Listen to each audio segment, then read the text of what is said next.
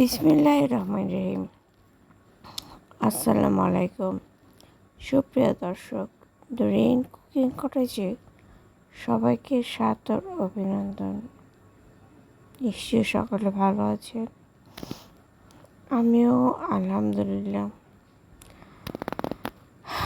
16ই August শনিবার, কিন্তু পয়লা রবিউল আউয়াল,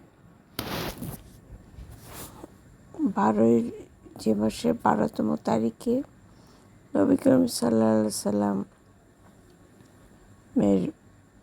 অন্তিম দিন, অর্থাৎ এই বিশ্বজাহানের মোহমায়া পরিত্যাগ করে আল্লাহর কাছে আমাদের ছেড়ে উনি চলে যায়।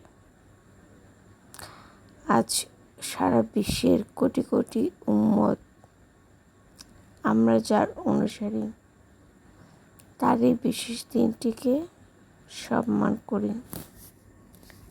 আর তাই এই মাসটা আমাদের কাছে অনেক অনেক স্পেশাল।